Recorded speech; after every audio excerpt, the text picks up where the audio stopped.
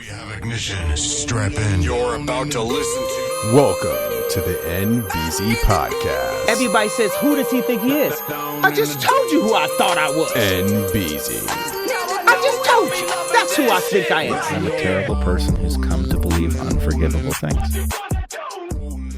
As promised, we got another episode, old episode of the NBZ podcast. This is an interview with my good friend Mitchell, and we talk about all sorts of things. So buckle up. All right. Welcome to the NBZ podcast. I think this is episode 5. Took a little hiatus, but I'm back. And tonight is kind of special. I'm sitting here with a good friend of mine. His name is Mitchell Mercer. What? And we're here late night at Buckley's hanging out, and we're going to do a little podcast, and we're going to just talk. This episode, I think, is just going to be kind of just about, not about anything in general. We're just going to sit down and talk to Mitchell about his life, some things that are going on currently, and kind of like, talk about Buckley's, bartending, and just life in general from Mitchell's All the good stuff. All the good stuff. So, Mitchell, tell me a little bit about yourself, who you are, where you're from, like a little bit about your upbringing. Okay. Well, I am originally from Canada, so my upbringing was based around hockey. What part of Canada? Calgary, Alberta. Okay. Yeah. What's that like? So that was very, very, cold in the winter. Mm-hmm. But it was amazing. And you never spent any time inside. Everything was based on doing anything outdoors. Even in the winter? Even in the winter. Wow. Didn't matter. Yeah, I remember walking in my skates back home from the rink because it was so cold that I couldn't undo the laces. Wow. But my dad's like, get outside. Go find something to do. Jeez. But, yeah, it was always active. Sweet. Yeah, Sweet. I loved it. And It was your great. brothers, sisters? Yeah, I got all brothers. I have no sisters. I've got a full brother who's a year older than I am. So we were growing up. Everybody talks about being like in fights with their siblings, but my brother and I were basically like our best friends. Oh, that's cool. That's Yeah, we moved around a lot, and why? just new school, we found a new home in a new district, Okay. and it wasn't really super important that we stayed with the same group. It basically depended on what my parents could afford. Yeah. And so we'd always show up first day of school, and we didn't know anybody. So the only people we knew were With each other. Yeah. So we just depended on each other, and we were basically the same age. So we liked the same everything. Yeah. Christmas was the same gift in 2 different colors. That was it. Nice. But I've got a half brother that's still in Calgary. I've got also a half brother that I've never met. Oh. Yep, he was born to my mom, and my mom gave him up for adoption at birth to a lesbian couple in somewhere in Olympia, I think. That's cool. But yeah, he looks exactly like my mom, and So your mom knows him, or? not yet. They haven't met. It's up to him, depending when he turns 18, which should be soon. Do you think he's going to reach out? I hope so. Cool. I don't really know. Yeah. But yeah, it's crazy to think of having another sibling That you never out met, there yeah. I've never met. And it's not because we don't like each other or anything. It's because circumstances. But yeah, God, I don't even know his name. That's weird. It's like Imagine Tyler. if you walked in here and I you're think it's like Tyler. how do you know that? You're just thinking. I think I gotta ask my mom again. But She knows? She knows. Yeah, Oh, she's gotten updated photos. Oh, okay. Cool. Whatever the mom feels like giving. Right. There's only one mom now. They split up, but Okay. he's still. But he's gonna eventually ask. Right. But yeah, it's so cool. weird. That's cool. How do we meet? Well, so I remember I was bartending and you worked for Anheuser, Right. right? Yeah. And you came in and you were just like, "What's up, man?" In Belltown, right? In Belltown, yeah. Yeah. And then you started working here, and I was like, I remember this guy. Yeah. I do. All right. I don't remember the first time, because I obviously, as Anheuser, I was doing a lot of trade calls and walking in, seeing a lot of bartenders. But Yeah. I do remember the first time we met here, as like me working and like coming in, and then I started to hear the folklore of Mitchell. Oh, God. All the stories. All good things. All But yeah, the so worst. Buckley's is common ground for us. This is how I meet a lot of people. Actually, pretty much all the people in my life right now is I met through this bar at some point. It's like a safe zone. It's a family zone, yeah. Yeah, man, it's crazy. Yeah, everybody that comes in, they just, I talk to new customers, and they're like, "We just moved to the area," and it seems like everybody knows everybody here. Is this the place to hang out? And I'm like, "Yeah, well, you just be want. friendly. Just don't be a dick. Just don't be a dick. You're always welcome." Yeah, word. So, Mitchell and I have obviously been friends. We've been, hung out many times. I recently kind of pretty much etched my name in his life permanently recently when he told me he was going to propose to his fiance, who was also a bartender here, and She's so hot. And he told me the story, how he was going to do it. And I said, okay. And he had all these ideas, and like he wanted me to be involved. And I'm like, okay, listen, so we're gonna go away to a cabin on the Washington shore and just hang out for a weekend and yada yada yada. So I was like, listen, I'll come prepared. You just show up with the ring and be ready, and then I'll coach you through the rest of the all I asked you was to maybe take some photos or video, because I knew you had the equipment right and the skill set, and you're like, all right, say no more. Mm-hmm. And that was it. I was like, can you take some photos? because all the minutia behind like, oh, what should we do, this, that, and the other, like, it's like, fuck, man, I know that he doesn't know exactly what I want to do, and I have a picture in my mind of what I want. So I'm like, all right, I'm just gonna get up there and I'm gonna figure it out. I'm gonna bring what I need. So I came up with like a huge telephoto lens. I had 3 cameras. We had a GoPro. We had him mic'd up. We had mics in like tree stumps, and it was awesome. The video is out there, and I'll probably link it in the description of this podcast. It was like the awesome James Bond version of how you would want your proposal to be filmed. Like, just the proposal alone was cool, but then if you look at the vlog of the day that I did it, so I kind of started. Didn't we get contacted, or you got contacted, or somebody we got contacted by a website? Yes. Of how you should ask your girlfriend how to marry you. I think it was something based on Nick's video. The story was pretty cool, but yeah, it was fun. There were some quirks in the video that I didn't like, but for the most part, the sound, everything was it's good. Still the biggest compliment I get, and I had nothing to do with it. I'm just the idiot on the other end, like, do you want to marry me? But you did it. It was good. Yeah. So how old are you?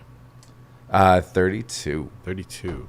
Seems like the right age to like kind of like, someone to marry. You've been through some shit. Oh man, everybody complains about 30s, and I think they're awesome. Come on, 30s are gonna be great. Yeah.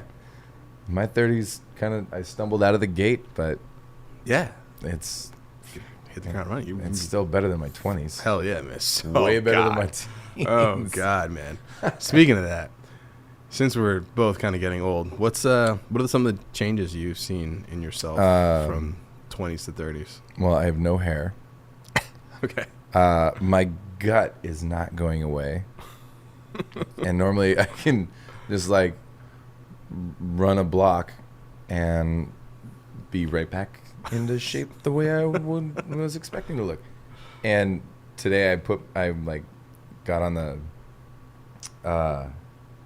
scale. On the scale. Thank you. I'm also losing my memory. And and the day before I weighed like 201. Right? My ideal weight's, I'm going to say 185. Okay. Right? So I'm at 201. Right. It's not a whole lot. Right. But then last night we had some wings, and I went to bed early because I'm getting old. and I weighed myself today, and I was like 205. And I was like, You could take normally that shit would burn off. You gotta take a shit Overnight. before you step on the scale, man. Yeah, I It's forgot a about little that. trick. Yeah. And you get 4-pound shits these days. Yeah, seriously, serious business. But I, those are like the negative aspects of it. But I mean, 30s are such a interesting. Like, you still have most of So your energy, much life. most of your looks, most Yeah. of everything that's like good physically, and yet you're not a shithead anymore. Right. You're not a 21-year-old. You're not a 17-year-old Yeah. who thinks they know everything and doesn't know anything. Yeah. And you've got some life lessons. I certainly have. Yeah. But it's kind of like that. I think it's a sweet spot, man. The sweet spot, Yeah. When I was in college, I had so many ambitions of what I was gonna be and what I was gonna do and this, that, and the other. And I came up with this term, this like saying with my buddy Ern, and it was like, the 20s are for trying, the 30s are for doing, and the 40s are for reaping. I like that. But I'm not doing any of this shit. Well, who's to say? Right, you never know. Maybe I try to keep taking pictures and taking swings, but not about me anyway. I love that. Canada. To reap soon. I want to reap. soon. Tell me about Canada. Canada to me is like this abyss of coldness that I don't know anything about. But yeah, it's got way more diversity than you expect. Even And where you're from, like absolutely, So you're saying there's like Indians and Asians and black people in Canada. so many of them. It's cold as fuck there. Every one of them, and yet it's a true. What is it? It's like so we always used to say, the United States is like a melting pot, right? Mm-hmm. But Canada is a collage. Canada is like, you've got all these different pieces, and yet when you take a look back, everybody is Canadian. Yeah. Everybody loves their country, but you don't change what you look like. You don't change who you are. You don't change your beliefs, but yet we can all still be Canadian. Right. And it's true. Like, even Calgary, it's probably one of the most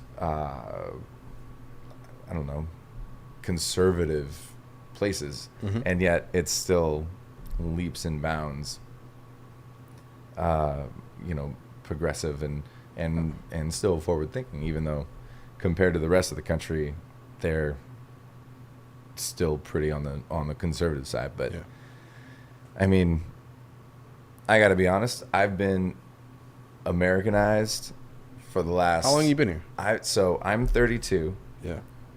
I came here when I was I turned 17. So I'm almost at that halfway point. Yeah. So when people ask, I say that I was born and raised in Canada, but I grew up in America Right. Yeah. because I'm Canadian. I've got a Canadian passport, Right. and I can go to and from, and Right. I love hockey and I love curling and all that shit. But Did you curl as a kid? no, I was too busy Okay, cool. on skates. But That's fucking weird. But I love shuffleboard, and I love Caesar drinks, or Bloody Caesars. Yeah, Canadians love that shit. I know. I didn't want to, but I do. But you know how to tip, so it's cool. Yeah, I'm gonna make up for them. Gotta make up for those sorry bastards. But so I feel like a lot of the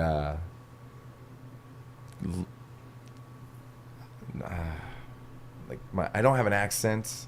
No. I'm not up on like to date current events that are happening in Canada. I know what's going on in my city. My city's Seattle, and Right. I'll fly to Calgary where I grew up and see my family. But when I fly to Seattle, I feel like I'm flying home. Like, this Right. is my home now. Calgary's where I'm from, Right. and Seattle's my home, and they're both awesome. But I'd have no problem going back to Canada, but Canada's like almost distant memory now. you know? It's still who you are. Yeah. Yeah. There's nothing about it. It's tattooed on my body, so that's I'm not changing now. So 17 years old, you make your way to the United States. You moved to Seattle or Olympia or Yeah. It's pretty funny. I don't know. So when I came over the border, my mom was still filling out paperwork for our green cards. So the plan was, because me and my brother needed to be out of my aunt and uncle's house, like we were growing up too fast, or I was doing some drugs and he was doing some drugs, and they were like, we can't take it. And my mom was like, I'll take him. And she was she was living down in Olympia, but she was putting together everything, and it's like stacks of paperwork to file for a green card, right? So that wasn't completed yet. So, but we needed to come down, right? Yeah. So we hopped in to my grandparents' car, loaded up our whole life in the back seat and in the trunk, and we crossed the border, and they're like, so what's your purpose of coming here? And we're like, oh, we're just visiting. And they're like, all right, here you go. And then we came in, and then we finished everything and got our green cards while we were here. Yeah. So technically, we snuck in. Yeah. We were like illegal Under the radar. aliens For under a the little radar while. that snuck in. But now everything's legit. On the up and up. Yeah. But So- it's funny to think of. Yeah. I was illegal for a little Build while. a wall. Well, ain't gonna stop me. Keep us out. So, coming over here at 17, were you doing bad things? Were you like just being a Mitch? I was being 17. I was just too eager to impress. You were done with My- high school, right? No, so I finished up Here. yeah, my junior year and senior year in States. the States, Right. yeah. And it was, man, I have to be honest again that I was a full year ahead. We need to go back. Yeah, and so I showed up to science and math and algebra and algebra 2 and everything, and I was just like, We did this yeah, last year. I know all of this already. You guys taught me this last year, and they were like, well, this is the curriculum, and I'm like, all right, so right. bump up. But it was way more rigorous, and I was a 80%. We didn't do A's, B's, C's, It's like and a D's. B student. B. Yeah, it was like percentage wise. Yeah. Like, all right, you have an 88 or you have a 90. I was never a 100%, or I was never a 60%, right? I was always right around high 70s to 80s or whatever. Yeah. And then I moved to it was a little town. It was a little town outside of Olympia. Okay. So it wasn't like the most prestigious public school in Washington. But I mean, I was a 4.0 plus at varsity. Killing it. Yeah, I was just like, Stud muffin. This is like, it's like going back a year. I got You this. know, and Yeah. being like, boom. yeah. So it was a lot of fun, but I didn't like the small. It was too small. Yeah. Need You some know, more. everybody knows everybody. Everybody grew up with everybody. Yeah. Everybody's parents grew up with their parents, and teachers grew up with those parents. And it was so small, and everything just kind of just swallowed each other, and I was just not. It was very suffocating. I don't know. It didn't. So I was there for 2 years, and then I got the fuck out. Then what'd you do after that? Moved to Olympia, worked at a golf course and with my mom, and then What'd you do? I was a cart kid and learned how to, or picked up my obsession. So you hadn't played before then? No. Wow. Okay. Nope. And now you can talk to anybody It's your life. that knows me, Yeah. and they're like, what does Mitchell like to do on his day off? Drink golf. and golf. Yeah. And hang out with his fiance. Oh God, don't. Yeah. I do. You I do. You legitimately Exactly. do, and you should, because I it's your should. fiance, and Yeah. that's what I fiancés also like do. to work out. Psych. I don't at all. No, so then I worked at, and so that's when I got into the food and beverage industry. By working at the country club.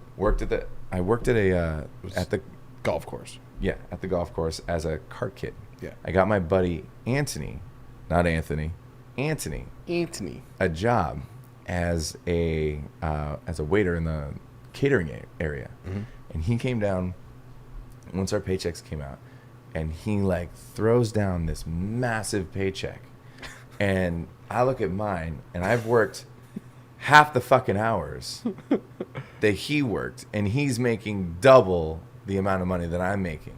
Well, wait, you work double. You mean other way around? No, you worked, not the other way. So he worked 20 hours. You worked 10. No, he worked 20. Yeah. I worked 40. Oh, yeah. I made okay. half. That's he right. made yeah double. Okay, I got it. And I was like, what is it? So my mom who got me the job, she was still running the show up there, and she needed extra hands. It was just like one of these events that just there was too many people, not enough staff. So I went up there, and she's like, I need you to do more shifts. Right. She's like, you're a fucking natural. You just like know what to do. And so I was like, yeah, fuck those paychecks. Like, let me start making some real money. And that was the first like introduction to Service industry. And I was like, you just want me to do what? And then you pay me what? Yeah, right. And I was like, this is awesome. So now it's like, so then you took to that like you took to golf then, pretty much. I mean, it was golf was way harder, but it was still fun. Right. Like you just the nice thing about working at the country club is they just let you hit. Like you didn't have to pay for anything. Yeah. I was like, just go have fun. Just go Smack balls. And I'm like, yes, I can do that. Well, that one felt good. And they're like, all right, well, these 10 look like shit. Oh, but there's another one that looks good. And then you just start getting the feel. And then I made a friend in the pro shop. He was assistant pro, and he was a crazy fucker. I'll tell you. He got me smoking. The cigarettes, right? Yeah, cigarettes. But he was a great golfer, and he showed me a few things, and we went out and we played and this and that, and we gambled, and he would literally take me to strip clubs and buy all. Is that the guy that made your little gambling obsession, like dollar whatever? Like, no, that was my own. Okay. But like I would have a fake ID. He would take me to bars. They're like, no, this kid's not old enough. He's like, no, trust me. And he'd get me in. Yeah. And he'd get me into these fucking strip clubs, and like he was like my biggest, Bad brother. influence. Bad influence. It's terrible, but it's so much fun. And because I'm like 19. Yeah. And everybody that I work with in the banquet department was 21, and we get done off of work, and even my mom's like, don't you have a fake ID yet? Like, can't we go get a drink after work? Like, literally words out of her mouth. Wow. And yeah, so that was kind of like the whole beginning of really enjoying the food and beverage industry. Cool. I was like, not only do you work with the funnest people, Right. but then you go out and you hang out with them afterwards. And What's your everything favorite was- part about working as a bartender or in the service industry? Yeah, I mean it's just your entire day you're hanging out with people, and you're hanging out with your friends for most of the time. Right.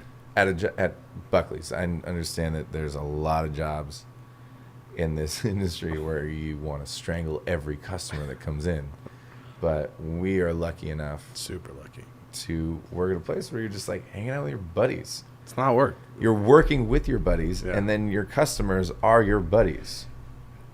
And I'm like, and then they give me money, Yeah. and then my boss gives me money, Yeah.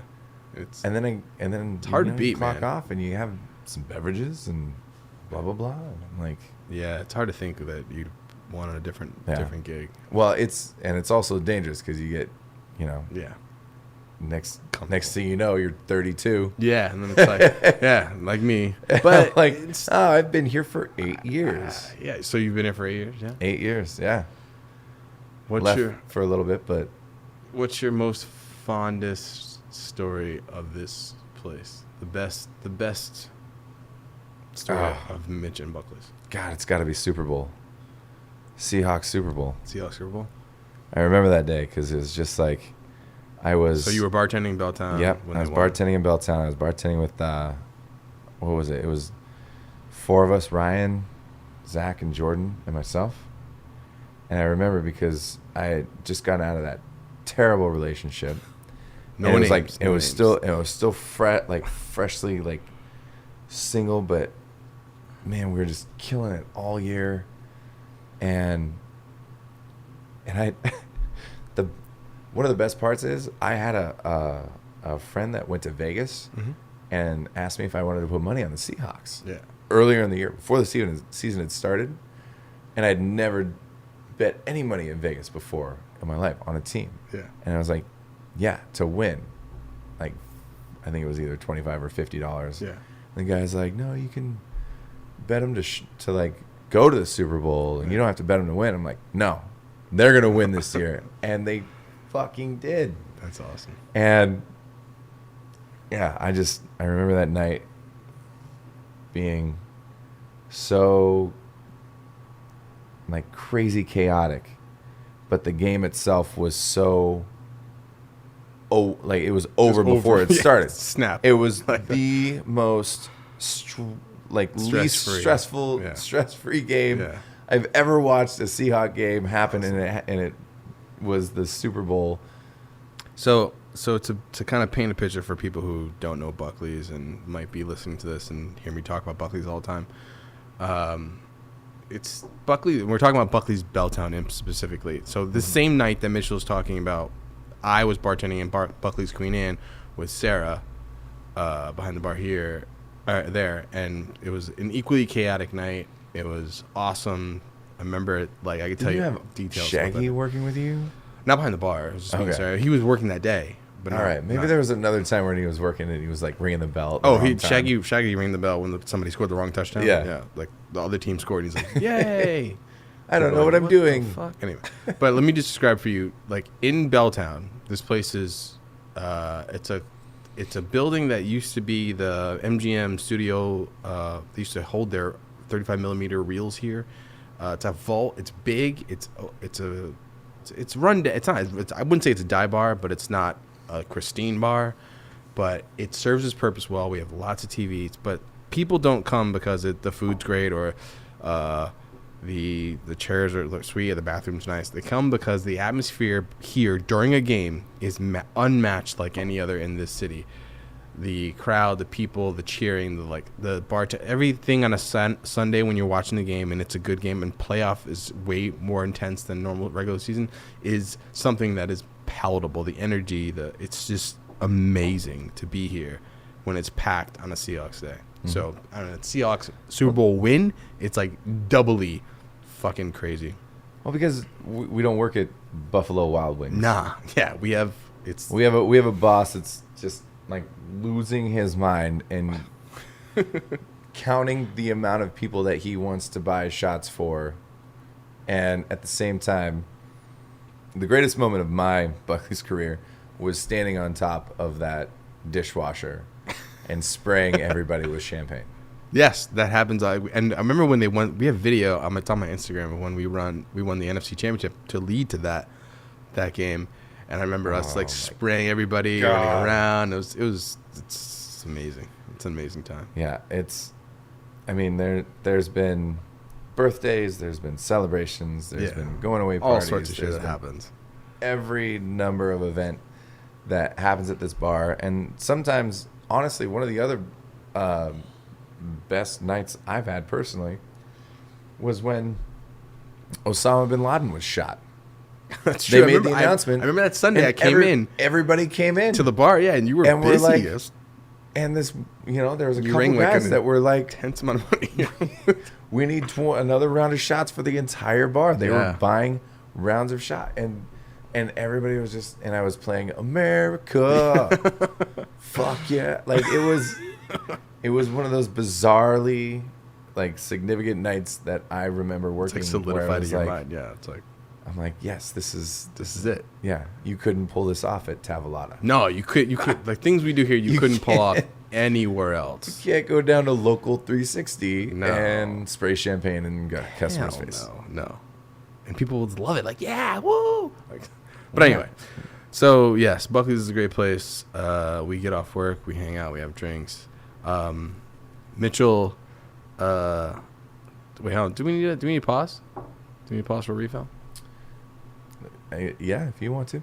Let's pause for. It's an appropriate pause. Time. Yeah, it's appropriate pause time. Let's put a little break in the action for a station identification. All right, so we're back, and just gotta say thank you to. We were talking about the best boss in the world, and I'm gonna say this podcast is sponsored by Tim Buckley because Tim Buckley is by far, like hands down, the best boss I've ever worked for in my entire life, and. Not because slow clap for that guy, right? It's so his ethos when he started the place was that he wanted to start he was a bartender, and he kind of got screwed out of. Well, let's say he wanted to open a bar that he would want to work at, and the way that he runs the place is not like some corporate stickler, like, oh, you broke a glass or you mispoured that or this, that, and the other. Like, it's just like, let's just get the customer what they need. And get it, and let's make it right. We never have to like just be uptight about it because we know that our boss always has our back on pretty much any time. So yeah, he takes a lot of the load off of us so much, and it's it's greatly appreciated. And I just. Yeah, you can't really top working for definitely not. Tim Buckley. We know so many talented, incredibly smart people who have gone off and done what they wanted to do. Yeah. And 6 months want to come back. Yeah, exactly. They're like, no, Tim's cooler. Yeah, this is way better. So he spoils us. So let's see. So Mitchell is people say they come in and get mitched. Come into his bar. Mitch faced. Getting hammered. Have a good time talking to Mitchell. Mitchell's he's a big conversator. He loves to talk to people, ham it up, especially people he likes. But when he gets off the bar and Mitchell because he has such a great relationship talking to people and hanging out with them when he's on the inside of the bar, when he gets to the outside of the bar, things start to get awesome because they're like, oh, Mitch, let's do a shot. Let's do this. Let's do that. People hanging out. So many shots. I call it the Mitch NATO sometimes when he comes in and I'm bartending and I'm like, oh, Mitch is here. And then Mitchell wants to buy shots for everybody and this, that, and the other. And he's like, so let's pause. So 1 second. I got to just put this on the record. Mitch is by far the most generous tipper I've ever encountered. It's the Canadian roots. It's the Canadian guilt. All the shitty Canadian tips to a fault where it's too much until his fiance actually is like, hey, listen, let's pull back the reins, let's be normal, and not. And when he didn't have his fiance, it would go way excessively. I'm talking like I don't even like if you're not in the industry, you don't know what I'm talking about. You wouldn't say like. Let's go. Let's talk about this. I need to give an example because I need to give context. On a $10 tab, a 20% tip is $2, and that's normal. A good tip would be like $4. If you like come in, have like some tacos and I don't know whatever you had. It was your bill was $10 and you tipped $4. Thank you so much, sir. That's awesome. Mitchell came in and he had something for $10. He would probably end up giving you $30. Minimum. That's not. That is accurate. Not all the time. So if it's $100 tab, you're gonna give me $300. That's insane. Well, but you've done it before. How handsome Nick is. It doesn't matter how handsome. It's fucking money well spent on that guy. But anyway, he's a good guy. But anyway, back to what I was saying. The Mitch NATO move on comes in, buying shots, things get crazy, and he loves to bounce around. Comes after work, have some shots, have some drinks here, then go here, then go that way. Recently, things got a little out of hand, and Mitchell had a situation. There was an incident where he got to the point where he was blacked out, and he, you know what? I don't want to botch the story, so Yeah. I'm gonna let you tell exactly what happened because I don't want to fuck it up. Well, I still don't know exactly what happened, but from what I remember, I was hanging out with some friends, and then one of my buddies, Ryan, bought an Uber for me and sent me home. And when I woke up in the Uber, because I had passed out, woke up in the Uber, we were going way, like, extraordinarily far away from where I lived and where I knew Ryan knew where I lived. So things didn't sit right with me. But in my drunken belligerence, I started demanding to get let out of the cab, and he's like, I can't on the freeway. And I was like, no, just stop the car, like, get me out of here. And he took the next exit, and but then he kept driving, and I was like, I couldn't understand. I was just like, let me the fuck out of here, like, and so things started to get heated in the cab, and he finally stops, which is from where I asked. This is like 3 city blocks away. Yeah. Pulls over, and then he gets out of the cab, and then I get out of the cab thinking that he wants to now fight me. And it happens to where I don't think I pushed him, but people said that, I was like running after him, and he falls, shatters his knee, and I'm left there standing like, what the hell's going on? Right. And people come around and are like, dude, calm down, like, settle down, and this guy's hurt. And I was like, he's not hurt, he just fell. I'm like waiting for him to get up. Right. And cops get called. They come over, they explain, he needs to go to the hospital, and I was put under arrest for assault. Yeah. So under investigation, like, they need to cuff me up. This is the Saturday before Easter. Whoa. And we had plans to go to my fiance's mom's place. And so I spent the next, you can't get in front of a judge until Monday. So I was there from Saturday till Monday, waiting. And then I just figured this would go away. Yeah. So this was a year ago. I have just since I was charged. I have a lawyer, and he's like, well, isn't going away. So you can either take a deal or go to trial. Right. And the deal was 60 days work release with 40 for good behavior. And I was like, I didn't do anything. I'm not pushed a dude. I'm not going to jail for this, and blah blah blah. So I was like, do what you have to do. And they just didn't come back with a better deal. And next thing you know, trial. I'm going to trial for pushing an Uber driver. I'm going to trial. And it was one of the most eye-opening, unbelievably bizarre, like,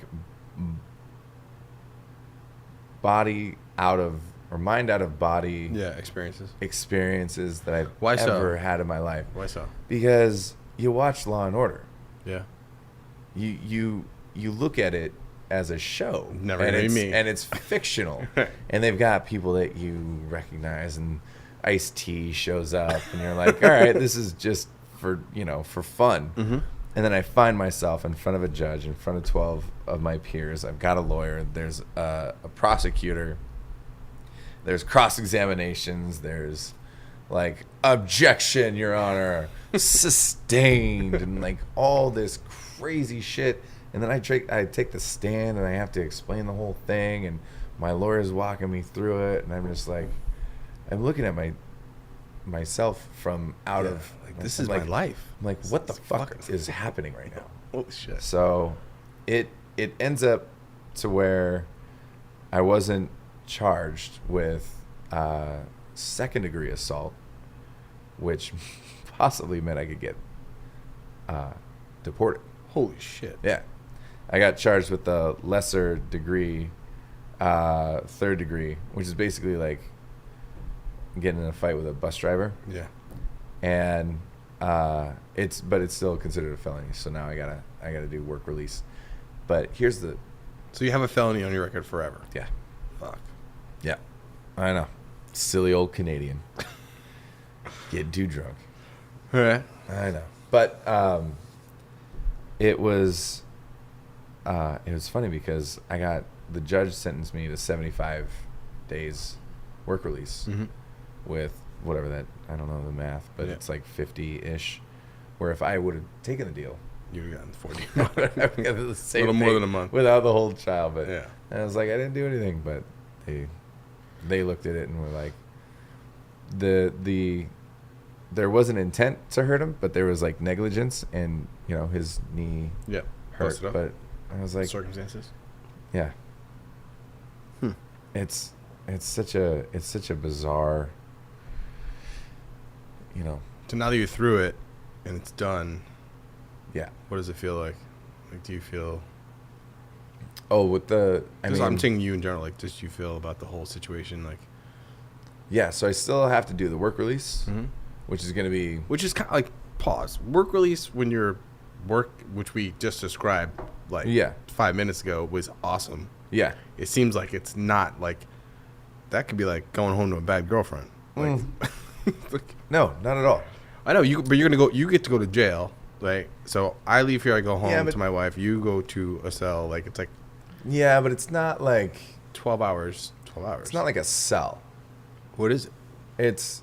No, I haven't actually been in there, but it's more like a... Dorm room? Yeah. That's Dorm room where that's there's even rules. better. Right? That's like how bad Yeah. can it be? It's going to be a cakewalk. I'm not even But you worried get to, about like, it. literally, you get to come in at 5 o'clock, and you get to leave at, let's see, you leave out of here at 2 o'clock in the morning, which regular, maybe even later because somebody had to clean. And you, instead of going to to see your fiance, you're going to go to a dorm room. Like, Yeah. I mean, boarding school. It's not that bad. it's not the worst case scenario by far. So, like, how do Yeah. you feel about that? Like, for me, Well- I'd be like, fuck, this is...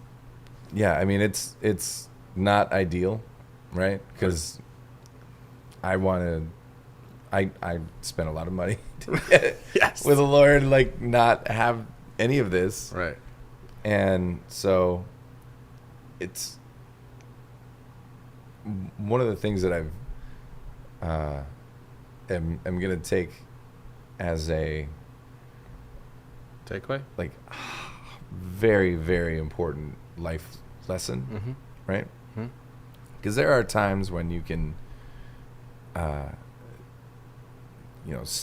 stand up for yourself or interject yourself or think you're doing what you need to do in a situation. But sometimes the best way to do it is just to remove yourself from the situation. Right. And there was a lot of examples where if you try to be a hero, if you try to be the tough guy or whatever, you're the one that's going to end up getting burned. And I'm not saying that I was that in this situation, but I know that if I had a different mentality about walking away from a situation rather than trying to take hold of the situation, Right. I would probably not be sitting here and talking to you about how I need to go to work release in 5 days. True. So you're saying you're changing the core Mitchell. Yeah. Of like, Look, if a building's on fire, yeah. don't run in and go grab a child. You don't know what the fuck you're doing. Right. Call 911. Get a professional. Get a professional. But if there's, a kid wandering the street and you don't see their parents, like, do something. Right. But there's like hero syndrome that we have in America. Yeah. We watch these movies and we get all like into this I could do that. whole like da da da da. Yeah. And sometimes you end up causing more of an issue than necessary. But you know, in this case, I was too drunk to know what the fuck I was really Fair doing. enough. So if that's the case, then if drunkenness is the cause, then are we saying that from now on you're not going to drink anymore? It's just like Well, so changing the habits, or what's the yeah. So I moving forward? took alcohol and drug class for 6 months. Yep. Didn't drink. Yep. At this job, you'd think it'd be hard, but it's really not. It's really not that hard. There's so much you can be doing, and there's so much work to be done that, like, if you need to take your mind off of it, then go do something. just go find something to clean. Yeah, exactly. Go wipe something down. Go stock something. But yeah, there's always something that you could be doing. It's gonna be the tough part is that I enjoy the camaraderie and the like. I don't sit at home and pound a fifth of whatever Jack. Yeah. Right. But when I go out with my friends and we Have a good time. have a good time. We have drinks. Yeah. And yeah, I'd like to, slow the consumption down. So have you? But I think it's my mentality. of like, I need to go till I black out, or is like I need to. Yeah, like, look, you need to. Okay, I know exactly where I Calm down. am. Yeah. And I know what this next shot will do to me. What happened the last time you Right. did that? So let's just stay And then here. Blah blah blah. Yeah. Okay, good. Well, that's definitely a step in the right direction for Yeah. sure. And you surround yourself with the people Right. that you'll Be safe with, basically. safe and successful with. Right. And That's true. doesn't matter. It doesn't matter what you do as long as they're Good people. you're surrounded with people and they'll Take care. they'll take care of you. 'Cause everybody makes stupid decisions. For sure. For sure. So there's two sides of the case, though. That's the criminal side, right? And then there's a civil side also. Yeah. So, well, that's lingering because they haven't quite filed suit on the civil side, right? So the criminal side is Done. coming to completion soon, Okay. and I'll be paying restitution to his injuries and whatnot. Oh, so the restitution's in the criminal side? In the criminal side, yeah. So the civil side is now that he has a conviction of assault, he's going to come after what I have entirely. And so he hired a lawyer, and this was all brought up in trial. Is this two different and yet lawyers or this what, didn't- same lawyer? This didn't matter. This is there was a state prosecutor That that was prosecuting me. He's hiring a Another civil outside. attorney, Wow. like a ambulance chaser, right? Somebody was like, "Oh, I'm gonna get you all the money for your injuries and this and that." God. And so basically, what the lawyer, the civil lawyer, is trying to do, because I don't have properties, I don't have Yeah. offshore bank account, and so there's really nothing for the lawyer to make money off of, right? Like, he can come after me and he can Take whatever you want. take whatever he wants from me, and this nice hat.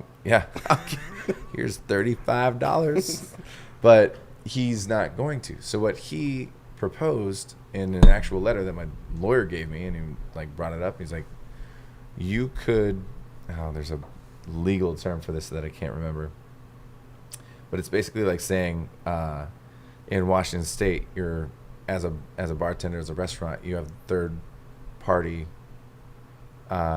responsibility for over serving customers. So what the lawyer wanted to do was to get Shift me the blame. was to get me to agree to work with them in blaming the restaurants I went to so that they could sue the restaurants and get the money. So, okay, let's pause right here. So now, this is the stupidest fucking thing I've ever heard. You want a bartender to rat out another bar that he went to. I was like, I don't know how many fuck yous I can write my in this letter, God. but you can literally suck why my would I- half Canadian, half American dick. Why would I do that? Why would anybody do that? It's like, I have no money, Yeah. but I'm going to get you some money So- by letting me write it. What my lawyer said, because this is all like in a letter, and he's like, "This is what he wants you to do," and I was like, "Are you fucking kidding me?" And he's like, "Well, it could help you with your restitution." I was like, "I don't- Help you. because it could take Lower care the- of the restitution at the same time." Okay. But that's not even a for sure. Yeah. But regardless, I'm like, look, I Yeah. did this. Kinda. I'm going to pay him. Right. You want me to get you a bigger paycheck Yeah. by Ratting, like, gutting a restaurant, one of my favorite restaurants. exactly. Two places that I went to. Don't even mention any names. I'm not even going Yeah, to. yeah. There's no way. But But that's just an understood code. You would never do that. yeah, but he's a lawyer. He's trying to do whatever he can Yeah. for his client, and I understand. Okay. But like I said, I was like, I'm glad that you're going through my lawyer, because if you were talking to me personally, I might assault you again. I'm going to laugh in your face and spit at your feet. Wow. No, but so the civil side, I can't own a home. I can't. Ever? Well, no, not ever, but just for a certain amount of time. There's a window, right? Okay. Like it's a 3-year. Okay. After everything's done. Yeah. Okay. Started from when it was when it happened. So It's been a year. he's got 3 years now to file for like a civil claim. Mm-hmm. So basically, I can't own a home or anything. Just for can't have 3 years. anything. Just Yeah. I just stay poor. I have a It's all beautiful, good. beautiful fiance. Yeah, it's good. That's all I need. Exactly. Exactly. Word. So yeah, your current situation is not as bad as it kind of looks on the outside. Yeah. The outside. No, but all right. So this was one of the things that really bothered me about the whole trial, was that they said there was some like racial derogatory Oh, really? things that I said to the cab Yeah. about like, you need to speak fucking English and this and that. Really? Yeah. There's no way to fucking prove that. So they had like witnesses say that I said When you were outside of the car. when I was outside of the cab. Anyways, there was this whole thing, and so there was this whole like behind the pause. the evidence. Pause for 10 seconds. Like, I know this dude. I've known him for a while. I would never in a million years think that those words would even come out of his mouth to even think those things. Never mind. I know when you're drunk, you think, people say shit, whatever, but that's not who this dude is, for sure. And I had to like write a letter, Yeah. to like an apology letter, right? To the driver? And to the driver, and I wrote an apology to the driver, to the court, and to my friends and family. And my lawyer was like, you need to address the whole like racial aspect. And I was like, why? I didn't say those things. He's like, well, it's going to look better. And even the judge said, there's some racial tones here. And I was like, Wait, the like, judge said what? The judge said that, you need to, she's like, because of the racial The tones to accusations this of- and this and that.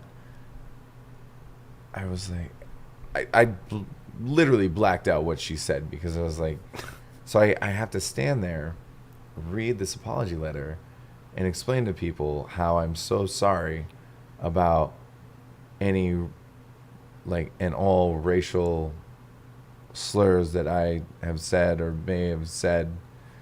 And That's tough, there's man. no anything, like they said, I said, go back to your country and speak English. Okay. That's And there's worse things you could have said. well, but that's what I'm saying. It was Yeah. like, there was no, but even those two things, I'm like, go back to your country. Like, that doesn't sound like you. I'm You're from another country. from another country. my stepmother and stepbrother and stepsister are all not Armenian. Jesus Christ. They're all from Saudi Arabia. Oh, wow. And like I grew up with Ivan and Sarah and I'm like these are my family. Yeah, there's no way I would think that. Like, what are you how would I talking all of a sudden Yeah. just like snap and so that was probably the most painful part of the whole process, because like I can take the work release and Right. I'll fork over the money for the restitution and that kind of thing, but to have it on record that I apologize for being a racist Yeah. is something I will never ever Yeah. believe happened. I agree. I can't believe Yeah. it. So Like yeah. that was the worst part about the whole thing. Was that there were people that actually like believed that, and It's hearsay. I And guess. I'm like, Testimony. yeah. That's crazy. All right. So that's your situation. That's what's gonna happen. We're about- that's Monday, right? Yeah, 4 days away now. Yeah. So it's fresh. Yeah, I probably won't do another podcast after that, but I'm just thinking you'll probably hear from Mitchell sometime later in life, and we'll link this podcast to it to just kind of show you his evolution. So you've been at Buckley's for 8 years. I've been here for like 6 or 7, maybe 6. 6, yeah. Yeah. What's in store for Mitchell life after Buckley's? What's the vision? Ooh. What's the plan? Well, I was really excited to do something with Jordan, my fiance, because we've worked together for this entire Buckley's experience. She's been here since day one, and we're looking at building a family and a life together, and something that we can kind of call our own. Right. And it's been interesting because nowadays, restaurants are what we know, Right. and what Jordan and I know, but we know one aspect of it, and I feel like with going forward, creating something in Seattle was what we wanted, but man, lately it's been so hard to see how the city of Seattle treats small businesses. And I've totally had my heart set and my mind set on doing something in this beautiful city that Jordan and I can call our own. Right. And now we're like, oh, well, maybe Yeah. Tacoma is where we belong. I don't know, but it's definitely going to be. It's so much cheaper in other places right now. Yeah, it's. And kinder. Here's the thing: you work at a place for so long, Yeah. and you create. We're going to create something completely opposite. Yeah. This, Yeah. because there's so much that we love about this place, and there's so much that I can't do for Your own. Yeah. my own, and it's given us this incredible head start on what we want to achieve and are going to achieve with what we decide to do or where we decide to do it. That it's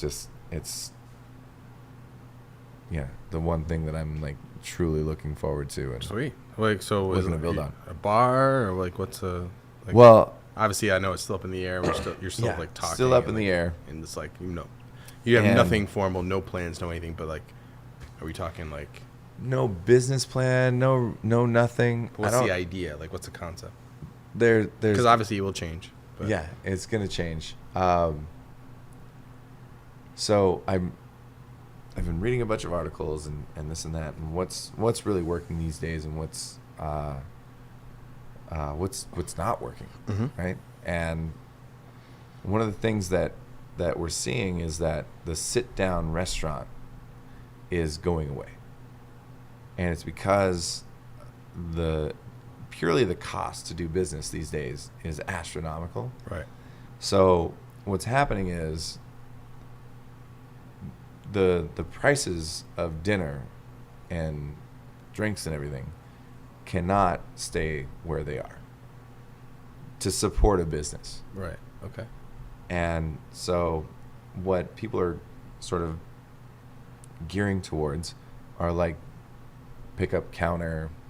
Oh, like food stuff. truck. Yeah, like food truck. You got like a window, like just like there's windows. You could have a storefront. You could have some chairs and seatings, but it's not like a formal.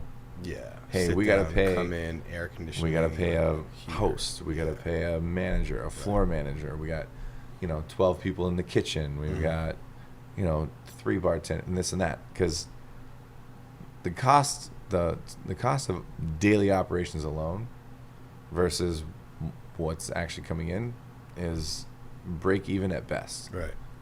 So what we're thinking is definitely not set, and it's Evolving. gonna evolve. Mm-hmm.